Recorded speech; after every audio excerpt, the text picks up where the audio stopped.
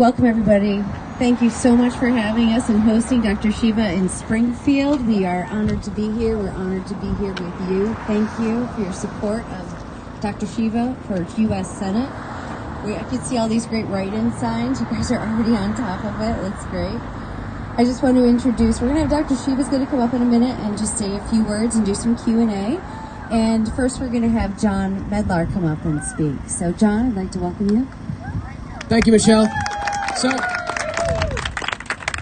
really, what you're going to be clapping for is the guy you're all here to meet, because I've been a volunteer with Dr. Shiva for about the past 3 years, since we were running in 2018.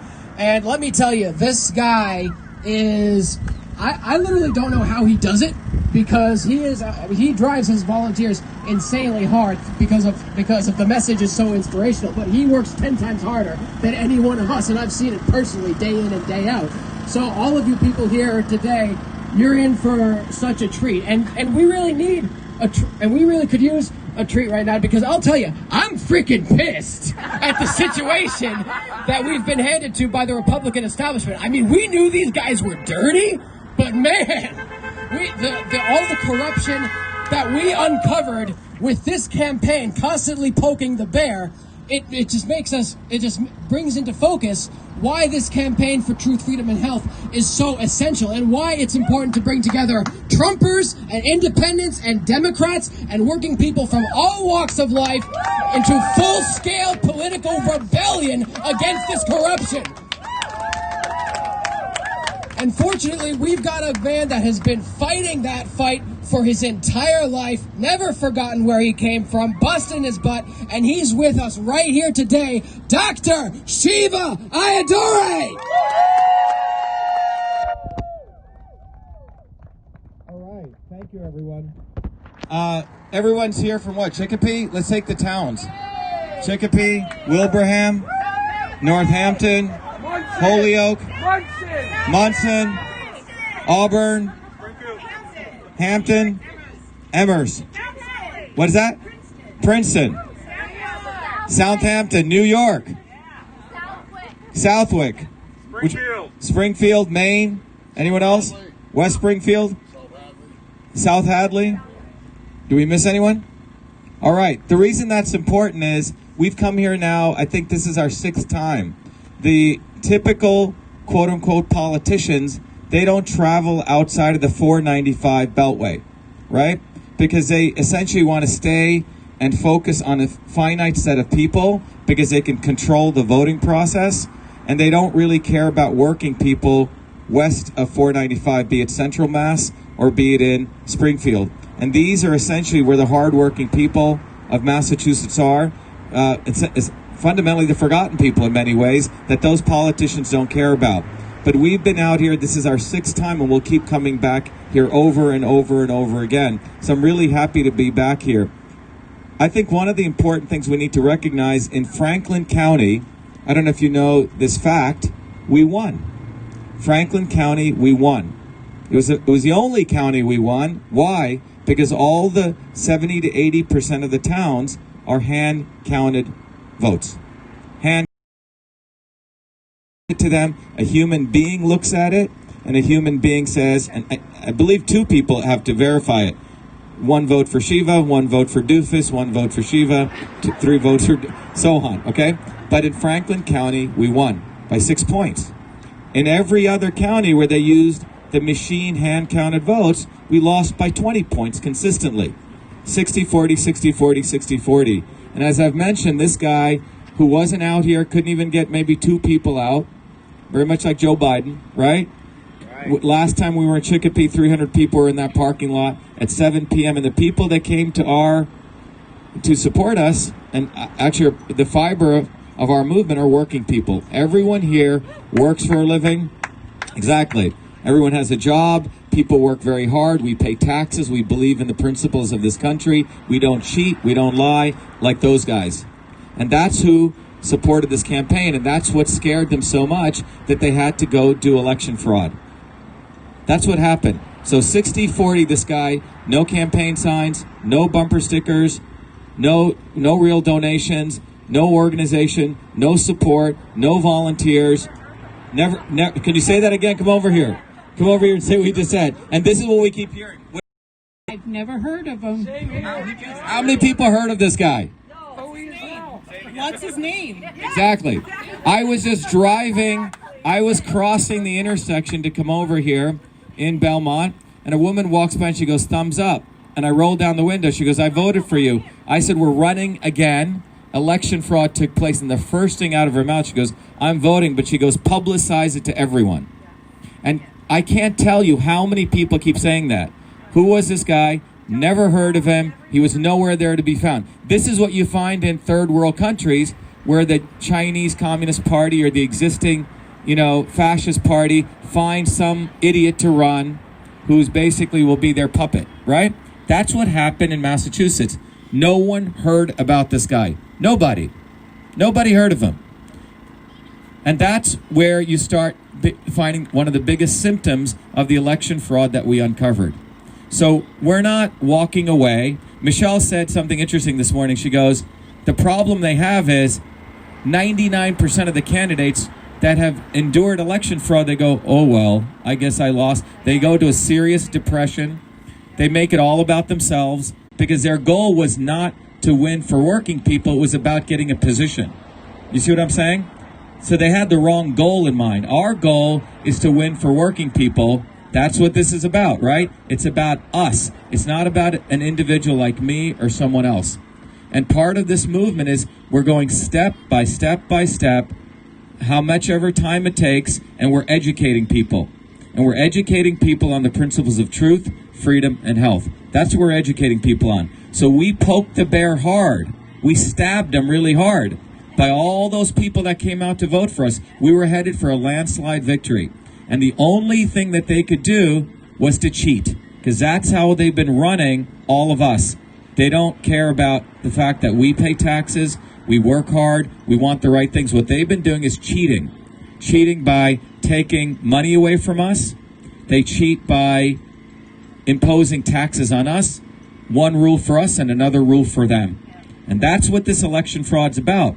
It's essentially a complete reflection in a very, very profound and direct, in a very real way of what they've been doing to all of us. This is not about me getting cheated. It's about what they've been doing to all of us. And that's why if you get our new cards, Richard, maybe you can break out one of the boxes. You can bring a box up here. So when I was walking across that street, the thing that woman said is, please publicize to everyone you're doing a write-in campaign. I'll vote for you, and that's what I heard. We were at an office, a attorney's office, and 5 random people walked by, and you can hand some of these out. Just give them out to people. And everyone said, we voted for you. We voted for you. This has been the consistent thing. And when I said we're doing a write-in campaign, hand these out, Richard. The first thing that came out of her mouth is, oh my God, I'm going to vote for you. So why am I telling you that? 2 U.S. senators have won write-in campaigns. 2. Okay, I don't know if you know that. How many people knew that? One was Strom Thurmond many years ago. Another was Lisa Murkowski. Forget whether you like them or not. And the way they won it, there were 2 ingredients. One was visibility. They had to have name brand visibility, which we do. We had 14 major billboards. We had radio ads, TV ads, network ads. 90% of people know us. But the second thing was letting people know, hey, we're doing a write-in. So, what was your name? Bruce just put up, the write-in, right? On our bus. Thanks, Bruce. Bruce is an amazing sign maker. What's the name of your sign company? Socho Signs. Socho Signs. Bruce went and did that himself. The people in our campaign, we don't have to direct them. They just start doing stuff. Because it's a bottoms-up movement. Because they're working people, right? We go figure out a problem, we solve it. So these cards, if you're getting them, I don't know if you got them. Richard, pass them out over here. No, just give people these cards. Pass these cards. Take one and pass them around. So Richard, I got it this way. You can pass. So we have printed up about 1.5 million of these cards. All right? Think of these as our bullets. This is our ammunition. And remember in the old days when the U.S. Army would go by and drop these flyers? Well, that's what we need to do. It may seem like a very simple thing, But we want each person here who wants to do this, and we need everyone to do this. You can put up about 500 to 1,000 cards an hour, and we have new research clinical data that shows when you put out 1,000 of these cards, you lose 1 pound of fat and you increase a half a pound of muscle. Okay? And we won't charge you. And we won't charge you for the weight loss program. Okay? So it builds muscle, reduces fat. Better than the ketogenic diet. All right? So you put, no, seriously, 1,000 to 1 pound. So every 1,000 cards you'll be doing. So people are running them, and you can put them on, people's cars right there, right? Hand them to people, whatever you want. But we need to get these out in this area. Everyone should know that we're not walking away. We're doing a write-in campaign. The front of the card, if you look at it carefully, says we made the message very simple. 4 lines, write-in, number 1, Dr. Shiva, U.S. Senate, and then at the bottom of it says stop election fraud. The reverse of it, if you turn the card around, it tells people how to do it. How to do it. If you notice, we have a sample of the ballot. It says Senator in Congress. That's what it'll say on the ballot. And it has one thing for lawyer 1 at 1 doofus lane, lawyer 2 at 2 doofus lane. And then it has a white space, right space, and you can put Dr. Shiva. It's got a pen. And by law, it's intent. Okay? And then you have to fill out the ellipse to the right of it. Okay, so we made it really simple. So people who know us will say, oh yeah, he's running a write-in campaign. How do I do it? Again, this is very, very simple. All right? Yes, he agrees. All right. So everyone got this? So this is what needs to be done. So I know all of you took time to come out today. It's a beautiful day, and I appreciate everyone doing that. But we need, so what I have boxes. Each of those boxes has 5,000 cards. So that's 5 pounds loss, right? 2.5 pounds of increase in muscle. Okay, that's what we're looking at right there. So everyone's got to take at least 10,000. If you can, 5 to 10,000. That's what we need minimum. And you hit the parking lot. You just go do them. Dispersion. Okay. We just broadcast and just go do them for the next 10 days. And we know everyone in this area has gotten it. Angela Chagnon has about more cards if you need them. Is Angie here? Okay, but Angela's right here in Granby, and if everyone wants to know her name, Michelle, and we'll collect everyone's names if you don't have them, so we know who's getting what card, so you have them. Okay, so that's the order. So I wanted to put that up front before I sort of gave some of the key ideas here. So we made this rally really be a Shiva for Senate rally, but to really be for working people. And what I wanted to do is I wanted to distill in the next few minutes what the core here is. If you take away Republican and Democrat for a second, if you take away left and right, if we take away black and white, what we really find is over the last 50 years, working people in this country, which means you're a small business owner, you start your own business from scratch, you're a nurse, you're a mother who takes care of kids, right? Working people have been under, frankly, brutal attack. And they've been being squeezed from both ends of the spectrum. And that issue is not fully addressed in the media. And we, as working people, need to get clear of that politics. Otherwise, it's easy for us to be distracted and manipulated and used. In Massachusetts, there's only one party, let's be honest. There's a uniparty. The Republican and Democratic Party are one.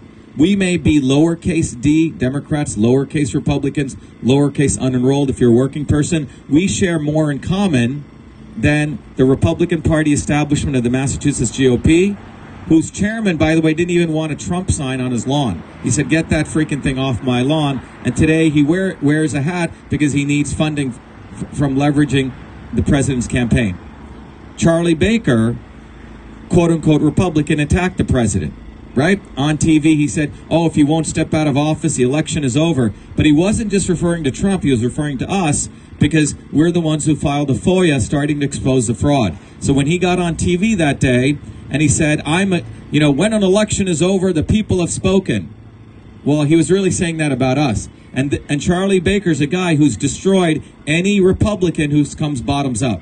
He destroyed Mark Fisher in 2014. They caught the Mass GOP literally shredding an opposition and he was an engineer who was running against Baker in the 2014. They wanted to keep him off the ballot. He was shredding his ballots.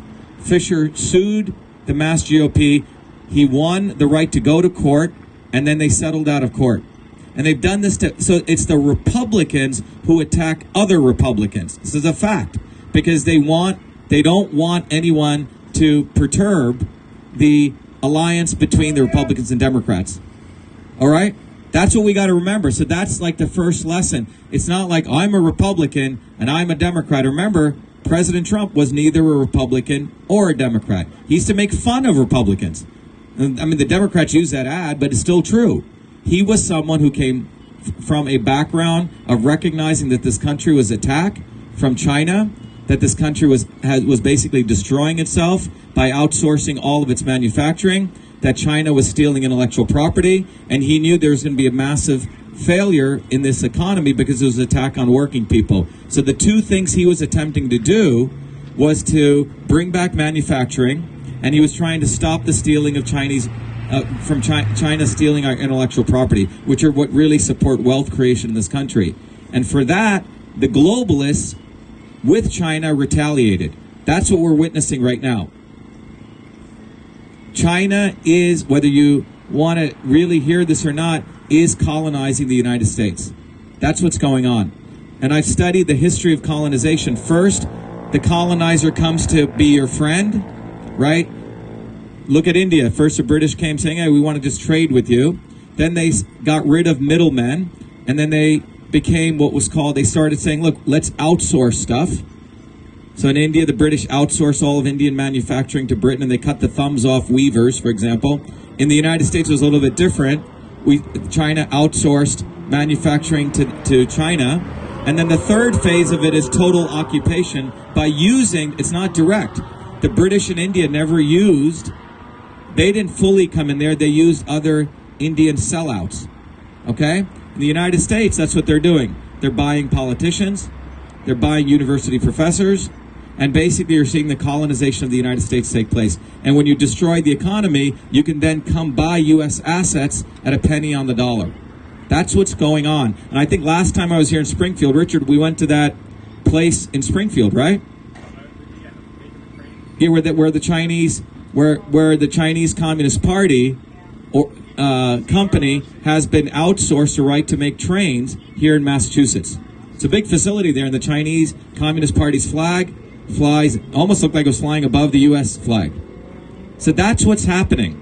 And you have to understand, it's not like people in China are doing this, it's the American imperialists are doing this. John Boehner, a quote-unquote Republican, is a Chinese lobbyist. He'll wave the flag when it's convenient for him, but fundamentally, they're selling out the working people in this country. That's what's going on. And we need to wake up to that in a very fundamental way. And part of that is to squeeze us, our economy, but to also squeeze our freedom. Because that's how Communist Party, that's how uniparty people work. It's when the government completely colludes with big corporations and they become one. Yes, he's very upset with that. Right? He does not like that.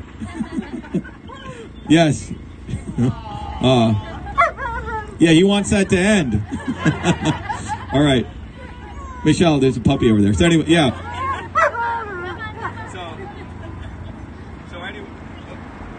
So anyway, that's the dynamics that's taking place globally. At least 100 United States companies now have their headquarters in China. Those companies love that slave labor. They don't want to give it up. That's what's going on. And what is China's fundamentals? It's they oppress their own people, consolidate power, consolidate media. Well, what's going on here? Consolidation of power, oppress your people. That's what's going on here. So you have to get the politics clear. And what have we seen in the last 3 months? $6 trillion got printed. 600 billionaires became the wealthiest people, increased their wealth by $2.3 trillion. 39 million Americans lost jobs. 20% of restaurants will never come back again. So we have to get down to brass tacks, what's really going on here. Otherwise, we're going to be distracted by, I support BLM. I don't want to defund the police. Yeah, those are some issues, but they're not the real issue. They're a distraction. So you get all the liberals and the blacks on this side, and over here, if I'm white, I support the police. That's what they're doing. Every election cycle, they create a black-white issue. When the reality is, police and people, black or white, have much more in common than anyone can imagine, because when a revolution has always occurred in any country, the police and the army and the people come together. So this is a way of dividing us. So I wanted to share that with you, that the reason we called it for working people is we need to get all of our politics clear. Otherwise, we're going to get bamboozled in 2020, and we can't afford that. And if you open that hood up and you go a little bit deeper, just to give you some facts, in 1948 to 1971, if you actually look at the growth, like if you were making $20,000 and you were making 50 and you were making 100,000 and you were making 200 and you were making $1 million during 1948 to 71, guess what? The American pie grew for everyone. The pie actually grew. Because why? Because during that period, we had the biggest explosive growth of infrastructure in this country. Roads, bridges, public schools, everything was growing. So whether you were a business person or you were working for someone, your income in every one of those income distributions is a great report that just came out, an Iran report. So everyone grew by 10, 15, 20%. I forgot what the percentage was. You follow what I'm saying? The balloon grew for everyone. But starting in 1971, all of the institutions that we have today, which became corrupt, their corruption started then. The Department of Education gets created, okay? Big pharma, big hospitals, big insurance start creating their lobbies. And you go down every institution, they all started coming together because why? They got greedy. They didn't like the fact that in the the reason we got all those gains in 1948 to 1971, again, if you go 50 years before, was working people like us, we took to the streets. In the late 1800s and the 1900s, the American workers, black and white, flexed their arm. And they said, you know what? You're hurting our families. We need public education. We need nutrition. We need hygiene. We need sanitation. And if you look at that period, it was the powerful forces of people on the streets, bottoms up. And they try to brand that as communists or Marxists. Whenever working people come together, one side of the establishment tries to brand that as those communists. No. The American working people have been organizing long before Russia or China ever did it. Go back to the 1800s. May 1st, May Day started here in America in the late 1800s when American workers organized. And 3 of them were shot and hanged. Happened here. And then that was called May Day, and then it was branded as a communist holiday, but it wasn't. So the establishment has been on an attack of the American working people organizing in a fundamental way. So during 48 to 71, all of that hard work helped all of us grow. But starting in 1971, the elites were so jealous and so upset that they had to build infrastructure for us, that they had to give us those gains. So they went on a rampage. They consolidated left and right. So starting in 1971, what happens to our incomes? And again, you look at every income distribution, only the top 10%, their incomes grew. The other 90% of us, our incomes went down, which means the pie grew for them. So it's like 2 apple pies. One big apple pie for them, and we got crumbs. The average worker today who earns $50,000 median income should be making $120,000. That $70,000 differential has been from the degradation of that pie, smaller and smaller for us, bigger and bigger for them. Yep. So wouldn't you say that had to do with the fact that in 71 Nixon took us off the dollar? Yes. So you bring up a good point. So if you go one level deeper, what happened was the elites did 2 things. One is we had something called the gold standard, and in 1971, Nixon moved to the petrodollar standard. And it was an opportunity that compelled with the fact that these guys never wanted to give us those rights. So both things occurred. So it was a convergence of events that took place. But fundamentally, it was an attack on you and you and you and you, all of us. They wanted to go back to consolidation of power. Does this make sense? Yes. So, and we have to all get this clear. And both parties have been doing this against us.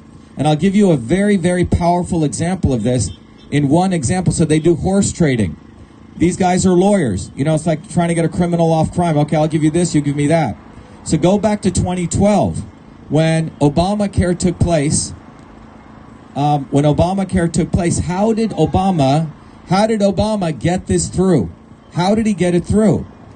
What was Obamacare, first of all? Obamacare was bloated health care, and it created no competition, and it created a monopoly for three big institutions: big insurance, big hospitals, and big pharmaceuticals.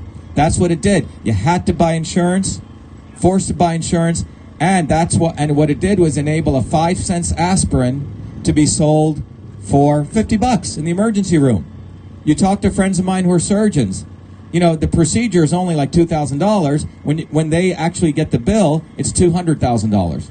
It allowed them to inflate costs with a lot of middlemen. So Obamacare, remember, think about it this way: we're the peasants, and there's really two warring kingdoms. Kingdom 1 and Kingdom 2, WWF of wrestling. And they want us to sit here like fools and support one or the other. Okay? That's what they want us to do. But they both have their interests, and it's not our interests. So Obamacare was backed by big pharma, big insurance, and big hospitals. And they're very good at branding, because they have the best people from Madison Avenue. They called it the Affordable Care Act. Right? That's what they did. Now, how did Obamacare get through? It couldn't have gotten through without Republican support, right? They needed the votes. In the Obamacare Act, this is a bill, there is another big provision there for estate planning. Now, what's that doing there? Estate planning. Increasing the exemption tax for wealthy people to transfer wealth to their kids. Let me explain that. So super wealthy people, they want to, like Bill Gates, they want to transfer wealth to his kids. Now, the simple way of doing it is through what's called the death tax exemption. So if I have $50 million and I have, let's say, 5 bratty kids, okay, I could pass on to each one of them $3 million. That was the old death tax exemption, $3 million, without any tax consequences. So each of those kids, yep. Wouldn't you say that? I mean, I'm not for the death tax because I think it's double taxation. Right. So they're taking income and their wealth they generated after the government, the state and federal government Right. taxed it, and now they should be allowed to give it. Yeah, but let me get what happened. I agree with you, right? But let me tell you what they did. So we can have a discussion on that, okay? But the parents could transfer $3 million per child, okay? And many of ours were afraid that Obama was going to take that exemption away. So in 2012, the biggest transfer of wealth took place. Everyone got scared, and they started moving the $3 million to their kids. The way Obama got it was the way he got Obamacare through, he went to them and he said, I'm not going to take it away. I'm going to double it for you. Okay? So it went from 3 million to 6 million. So what ended up happening was, and by the way, what I'm sharing with you is from 2 board members of mine in a company I run. One's a big Trumper, big Republican, and the other guy's a liberal who's got BLM signs. But they both agreed this was a horse trade that actually screwed all of us. And I'll explain what I mean by that. So the exemption went up to 6 million, so you could transfer 6 million, and Obama got that through. So what is a fundamental result of that from a macro perspective? Big pharma, big hospitals, and by the way, if you look at the stock market, big pharma went up like that. After that, big insurance. So one group of the elites prospered, and another group of the elites prospered. And what do I mean by that? It's not about pro-tax or anti-tax. I think we'd all argue, we all believe we should pay a fair share of tax. There are certain public systems we should keep going. People who take lots of risk probably shouldn't, in my view, shouldn't pay as many tax, right? But today we have $1.7 trillion of foundation wealth that is not taxed. Harvard doesn't pay a penny in tax. The Gates Foundation doesn't pay. And there are foundations which adds up to $1.7 trillion. So what's happening is the elites have figured out a way, because they have 50 lawyers, that they can take their billions and instead of paying any wealth, they create something called a foundation. They move the wealth into that foundation, and what they're really doing is, in a legal way, evading taxes. They move it into that foundation. That foundation doesn't have to pay taxes. And through that foundation, they can enforce policies. They're running a new government. When Bill Gates moves 50, 60, $100 billion into his foundations, he can say, here's my view on everyone should be forced vaccinated. I believe this is what should occur. So he's not even, and that 50 billion, or whatever 100 billion would have been taxed, it would have gone to the U.S. federal budget. So he gets two big whammies. He doesn't pay taxes, actually three. He gets to act as though he's a big philanthropist. I'm helping the world. I'm helping these dark people in Africa and India. And he gets to drive public policy. So using that foundation, he moved money to the Clinton Foundation. He gave money to Gavi, and he's driving vaccine policy all over the world without any votes, without any democracy.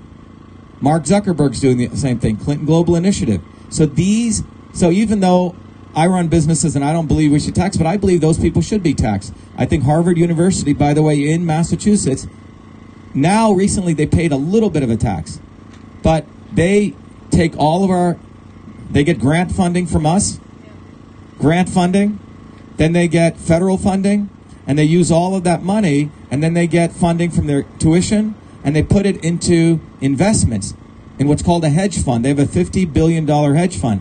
When they make profit on that, they pay zero taxes. Zero. They're running as a Wall Street hedge fund. Meanwhile, in places where Richard lives, like Cambridge, they own 600 acres of Cambridge, property tax. They don't have to pay a penny in property tax. Do you pay property tax? I do. I pay every kind of tax. All of us do. That's right. Exactly. So all of us are paying all different kinds of taxes. They don't. So what I'm trying to say is, they do horse trading. In every bill, they do horse trading. That's what's actually going on. So each wings of the establishment is getting something, and what's happening to us is a decline of the working people's actual salaries. So I just want to make this very real. It's an attack on working people. That's what's fundamentally going on. And this campaign connected with people all over the state. And we came up bottoms up. And we were headed for a landslide victory. And what do they do when we come up? They can throw a switch, and they can turn on a feature called a weighted race feature, which is in software. And I've been programming, as you know, since I was a kid. And in that software, your vote is not stored as an integer. It is stored as a decimal. First of all, this itself should be illegal. So if I got 1,000 votes, Michelle got 1,000 votes, our actual in the database, it's not stored as 1000, which is a whole number, right? Anyone here? 1, 2, 3. It's stored as 1000 point 1, 2, 3, 4, 5, 6. It's a decimal. Exactly. For slaves, one vote was 3/5 of a vote. So they can flip a switch. There's a feature in the software, which Bev Harris, a woman who figured this out, was attacked for doing this. She figured out that the votes in the system is stored as decimals. So first of all, why is that? And it was created there. Excellent. Their excuse was, we created that feature for homeowners associations in 2001 because they wanted to use this software. Let's say all of us were in the same condo unit, and Michelle owned 1,000 square feet, Shannon owned 2,000 square feet, Richard owned 1,500 square feet, and we were all going to vote if we wanted to put in new carpeting. Well, Michelle's point was, I have to pay more condo fee, so she got 2 votes, right? Shannon got 1 vote, Richard got 1.5 votes. It's called fractional voting. Everyone get this? That feature was left in there for federal elections. So, when I look at the fact we won in Franklin County, hand counted, but on the machine counted votes, they can throw this feature on at the time of tabulation, because in machine counted, the votes are done not by a human being, they're done by the software. Where when you put in that paper, it doesn't go to a human being, it gets scanned by a machine, and in the DS200 machines, all documented, which is what we use east of 495 predominantly, okay, in some parts here, that image, that scanning gets converted, that your paper, into a digital ballot image. And it gets stored on that machine. Okay, it's getting stored. When the polls close, who is counting those digital images? The machine. It's scanning. It has some AI technology. It looks for a dot. 1 vote for Shiva, 1 vote for Michelle. It's counting those dots. Got it? And then it tabulates the election. But if that weighted race feature is turned on, for every 1 vote Michelle gets, let's say it gets multiplied by 3, and every vote I get, it halves it. Okay? So that's where you can flip an election within microseconds. The way that you would know is if 1,000 voters came in, you should have how many ballot images? 1,000. But if the number of votes is, let's say, 2,000, you know something's wrong. Someone got increased more, someone got reduced, etc. So that's why we did a FOIA on September 9th. We asked for the ballot images. We said, show us the ballot images. 10 days later, after a lot of nonsense we had to go through it, 11 days later, which is they violated federal law. And in fact, I called them up and I'm sorry, they violated law. I said, hey, you guys are violating federal law. And the guy tells me on the phone, no, I'm violating Massachusetts law. That's what he says. So that's okay. And then, no, but I'm saying this is like a third world country. My dad used to talk about this. They don't care. They do whatever they want, right? This is Massachusetts. They have total arrogance. And then on September 24th, which is, 24th, Saturday, we get an email from Baker's Secretary of State office, a legal counsel, saying, we don't have to save the ballot images by Massachusetts law. But no, we don't have to. Massachusetts doesn't. So I said, please show me the law. Crickets, right? Then they say, we save the paper, but we don't save the images. Please show me the law. I said, you're violating federal law. The law actually states, black and white, any record generated in the course of an election must be saved. That got created, right? That image gets created. All right? So by the way, so we're all learning how the system works now, right? We poked the bear. No one knew about this. You have a working kid like me getting back to you and telling you what's going on. It's good. This is all good. No one knew about this before. I didn't know about this. So this is how they cheat us. And they have the arrogance to tell us that Massachusetts can have its own laws, which is not true. Which means we can have murder in Massachusetts, but not at the federal level. So that's what took place. And when I took those emails and I put them up on Twitter, which is public data, she's a public official, within moments we found out that the Secretary of State talked to Twitter, ordered them to take down my Twitter account. So if Mike Pompeo, the U.S. Secretary of State, called up Twitter and said, please remove Joe Biden's account for 7 days, which is a long time when you have 30 days left, because he's putting up election misinformation, and Twitter complied, oh my God, we would see it every day, right? How could Twitter do this? And the fact that that happened shows that we've become a banana republic. And this is what happens in China. This is what happens in countries that have no freedom. And the reason they think they can do this is because they think the voice of the American worker is going to be silenced. And that's why we're doing this write-in, right? This is, like I said, an act of defiance. And this is what we need to do, because no one is going to watch out for us but us. That's where we're at. And that's why we need to let everyone know we're doing this write-in. We don't put our tail between our legs and run. We escalate. Because when we do our write-in, exactly, we got to escalate. Because when we do this write-in, they have to count these by hand, by law. That's why we're doing this. Because no one is going to fight for us but us. And anyone who says you're going to split the vote with doofus, you got to tell them, no, you're splitting the vote between the working people and those two numbskulls. That's the answer. They're all in it together. And you have to understand the politics so you could come at them voraciously, I mean, in a very hard way. That's what you need to tell them.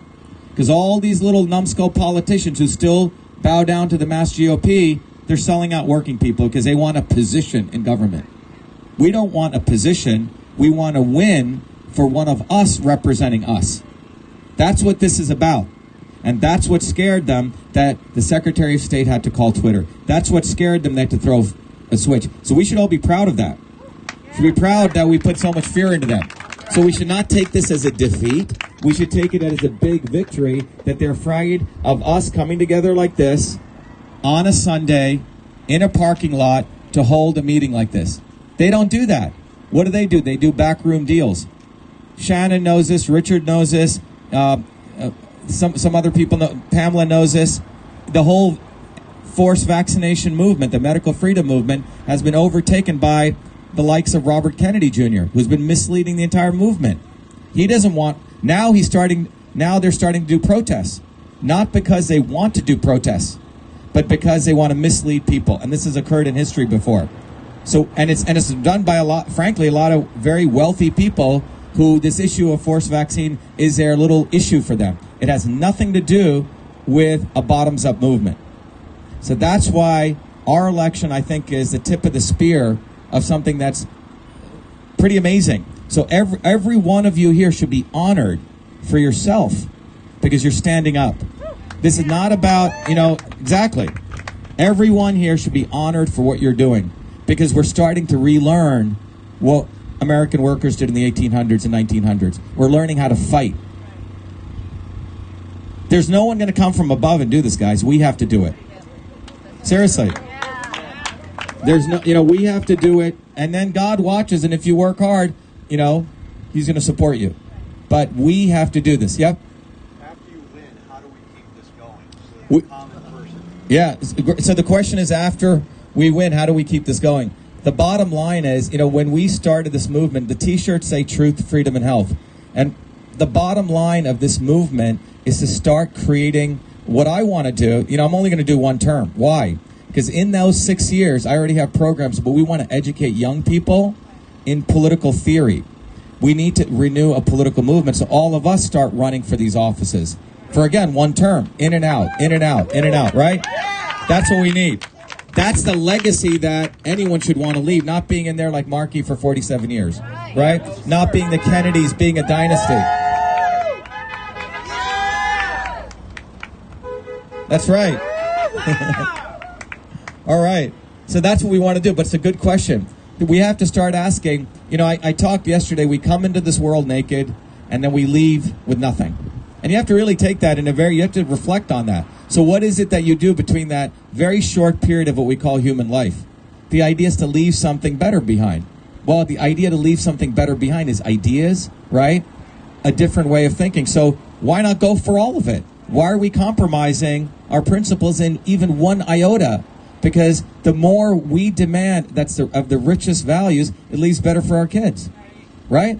The less we the more we compromise, it's sort of garbage rolls downhill, right? So you're going to get worse and worse and worse. So that's why we have to raise our standards, each one of us. And we should not let anyone say, oh, you're going to split the vote. Well, that's an idiot's talking. That's an adolescent political consciousness. No, you're taking away votes from us by voting for them. Okay?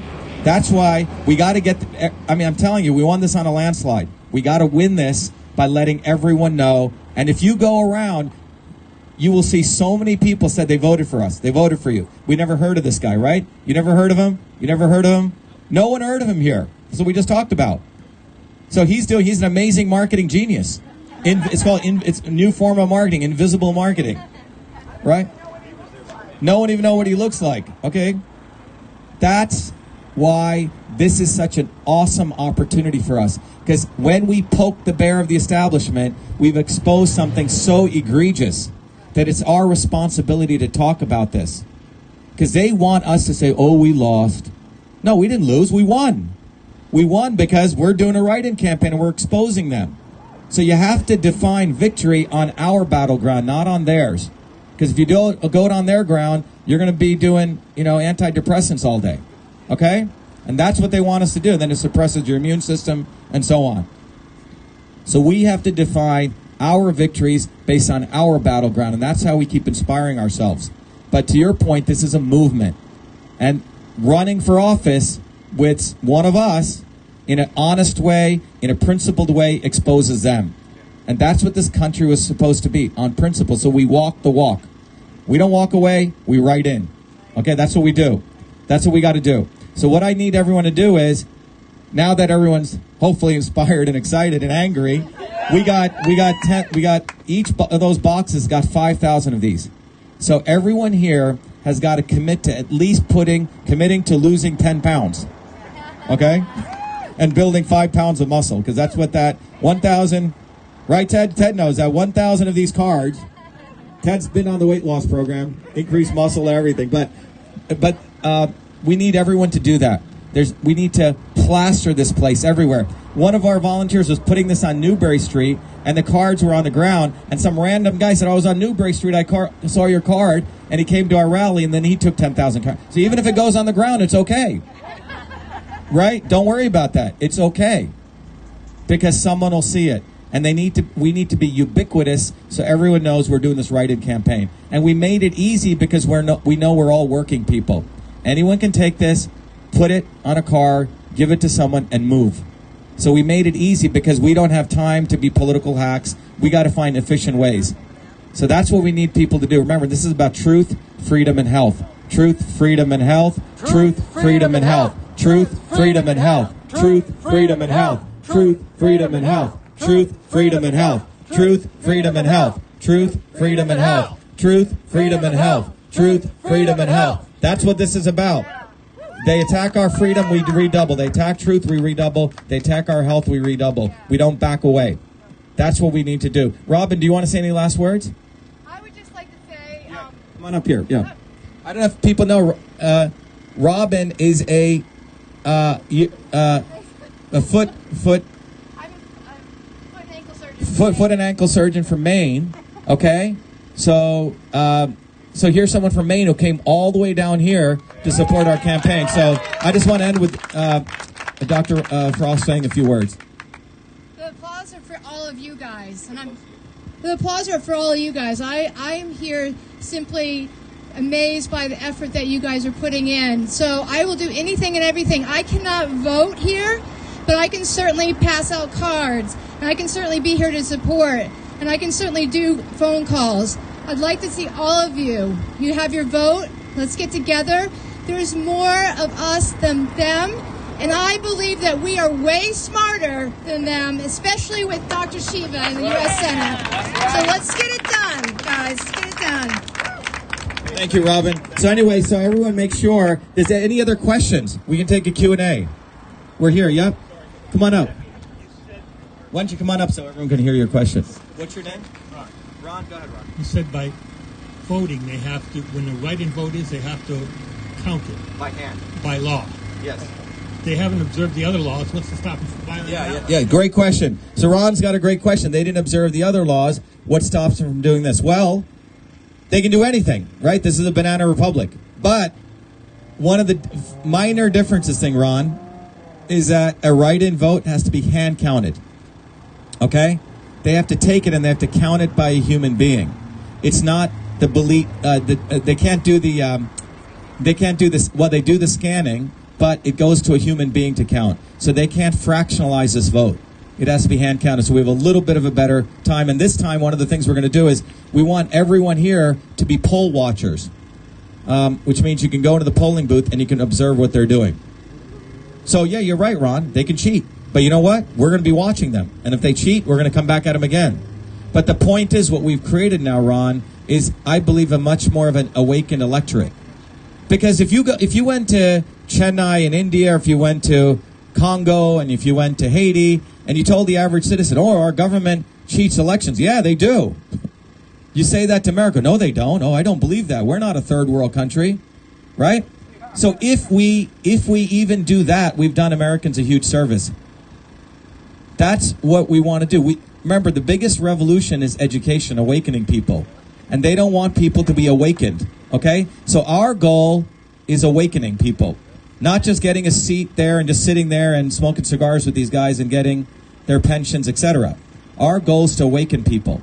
So by doing this, we're activating people. We're creating an active citizenry. That's a noble service. We're already doing our job. You know what I'm saying?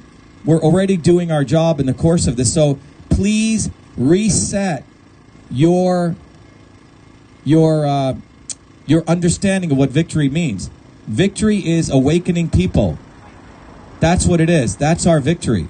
If we have a lot of dumb people who simply vote for us because we have money, that's sort of a weird thing, right? But imagine we have you get it, and we have 1,000 yous out there, and 1,000 Dr. Frost, and 1,000 John Medlars, and 1,000 everyone else. That's a revolution we've created, an enlightened revolution. And the founders of this country, they always wanted awakened people to vote, okay? And so we're doing a huge service. So think about it that way. Every person we get, every person that gets this card, you're awakening them. So you're doing an honorable, noble deed.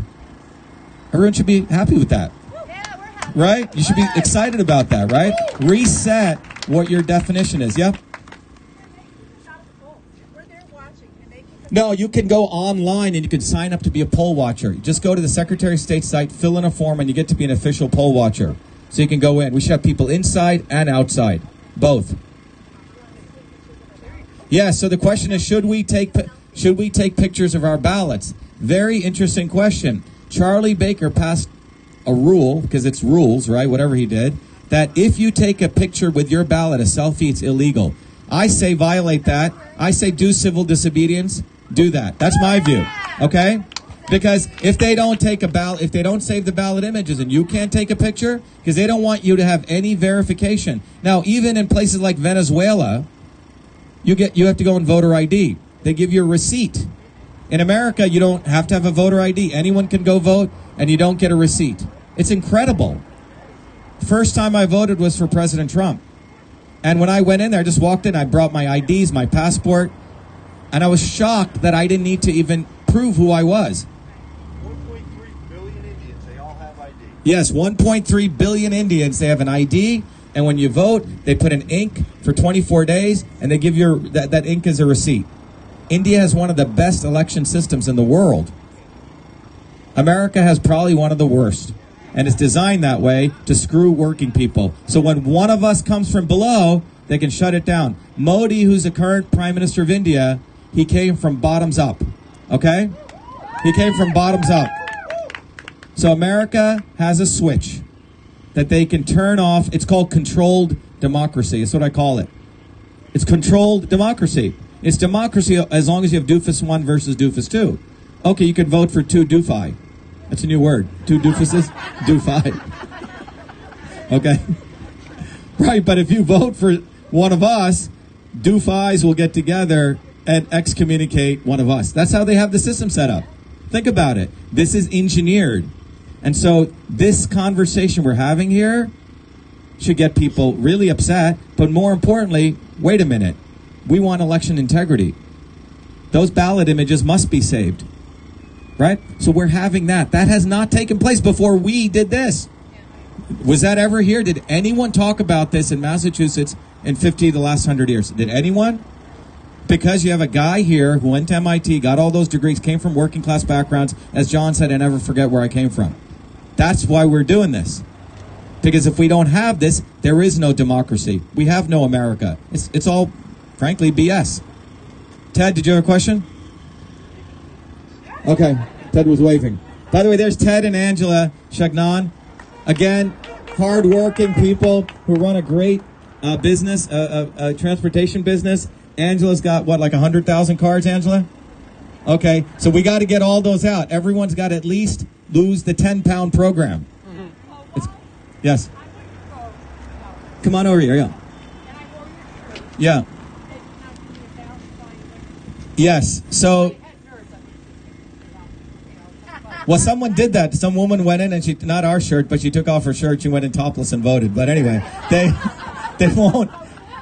Yeah, so because you're not supposed to do, there's a rule, you can't do advertising in, I think, 100 feet of the polling place. Yeah, but they consider that a sign. Yeah.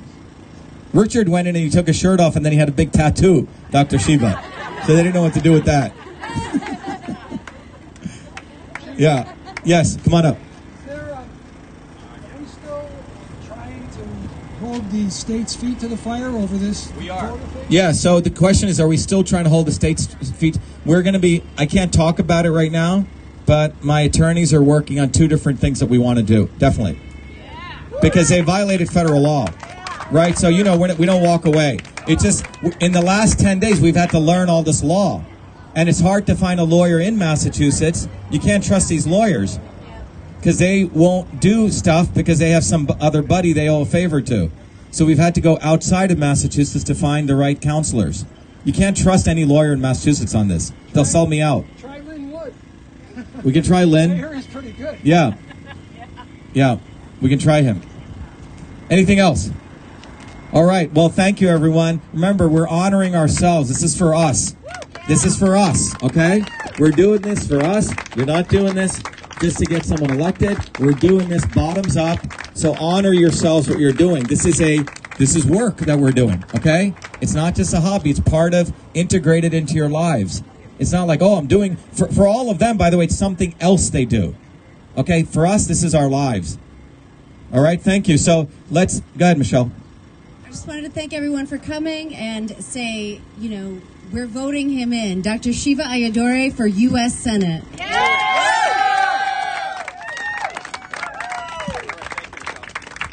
All right, so Michelle's going to be over next to the cards. Michelle, you want to give people's names? So we want to give each person, who can distribute cards? 1, 2, 3, 4, 5. Yep. You got them. 6. Whoever does 7, 8, 9, 10, 11, 12. Okay, we got 12 times 10. That's what? That's 120,000 cards. Awesome. Great, let's do it. And we have, if people want, anyone who gives out cards, we've been giving out lots of T-shirts, but the new rule our campaign advisor came up with is if you put out cards, you'll get T-shirts too. Okay? So we have them here. It's an incentive, hopefully. Thank you.